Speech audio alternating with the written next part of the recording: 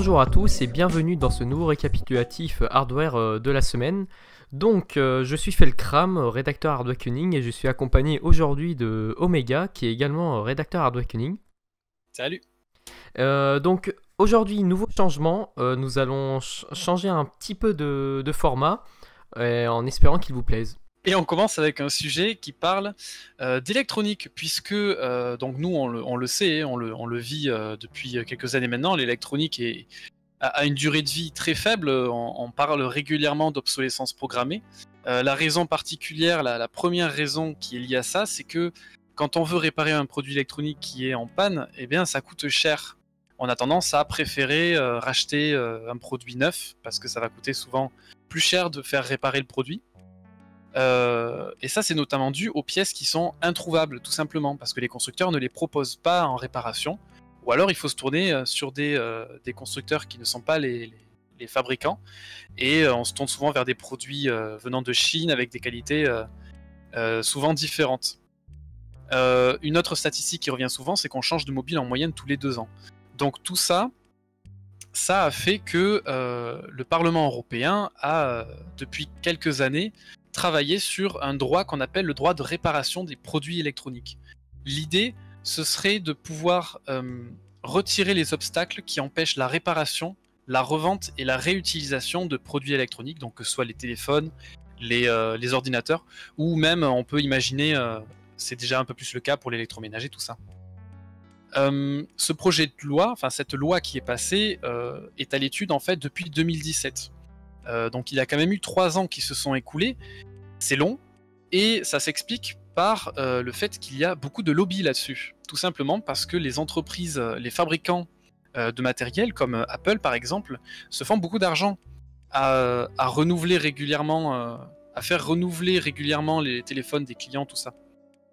D'ailleurs, Apple est connu pour empêcher la réparation de leurs téléphones. Par exemple en limitant la disponibilité des pièces détachées à seulement certains réparateurs qui sont agréés auprès d'Apple. On a entendu parler aussi il y a quelques années des batteries qui étaient bridées, ou encore avec le nouvel iPhone 12 des caméras qui sont plus réparables, sauf si on possède le logiciel propriétaire d'Apple. Donc cette loi permettrait de favoriser en tout cas la disponibilité de ces appareils électroniques. Et on vous conseille ainsi iFixit, qui est un site internet qui répertorie plusieurs tutoriels, de nombreux tutoriels pour réparer notamment les téléphones, et qui dispose notamment d'un indice de réparabilité qui est donné à chaque fois qu'un nouvel iPhone sort. Le principe c'est qu'il désosse l'iPhone, il vérifie s'il est facilement réparable, si on a toutes les pièces pour le réparer, et ils finissent par donner une note. Et c'est très pratique pour voir et se rendre compte de ce que font certaines marques pour empêcher leurs produits d'être réparés. Donc sujet suivant, nous allons parler cette fois-ci des GPU et donc comme vous devez le savoir, nous sommes actuellement en pénurie de GPU, que ce soit chez Nvidia ou AMD. Et il semblerait que les mineurs aient un rapport avec cette pénurie. Donc, de nouveaux rapports d'analystes nous indiquent que Nvidia aurait vendu pour 175 millions de dollars de RTX 3000 à des mineurs. Mais bien que ce chiffre représente une part négligeable face aux 2,1 milliards de gagnés sur le secteur, cela voudrait dire donc qu'une bonne partie des RTX 3000 aurait été vendue aux mineurs au vu de leur récence. Mais donc, d'où viendrait la demande ? Elle viendrait a priori de la mise à jour de l'Ethereum, donc qui passe en version 2.0, qui rendrait donc les GPU actuels obsolètes ou moins efficaces. Donc, mais quel est le rapport avec AMD ? Actuellement, nous n'avons pas beaucoup d'informations à ce sujet, mais nous pouvons spéculer qu'ils fassent la même chose en douce, et malheureusement, sans preuves supplémentaires, nous ne pouvons pas nous avancer. Par contre, ce que l'on sait, c'est que les stocks de cartes graphiques devraient être plus constants d'ici 2021. Et on enchaîne avec un sujet un peu plus original, puisque on a appris il y a quelques jours qu'une Tesla Model X avait été piratée par un chercheur en sécurité d'une université qui se trouve en Belgique, et il a notamment piraté cette Tesla Model X avec une Raspberry Pi. Tout ça à distance, pour un coût total à peu près de 200 $. Le principe est assez simple en fin de compte, puisqu'il va commencer par s'approcher du véhicule pour récupérer un numéro de série qui est visible uniquement à travers le pare-brise. Il va ensuite s'approcher du propriétaire pour se connecter à distance à la clé du propriétaire, à la clé permettant d'ouvrir le véhicule. Il va utiliser une faille Bluetooth pour faire parler la clé en récupérant des clés, entre guillemets des clés virtuelles permettant de déverrouiller la voiture. Il a donc plus qu'à retourner vers la voiture, à déverrouiller le véhicule. Il rentre dans le véhicule, il se connecte physiquement à la prise diagnostique pour démarrer la voiture, et ça y est, c'est parti, il peut contrôler la voiture.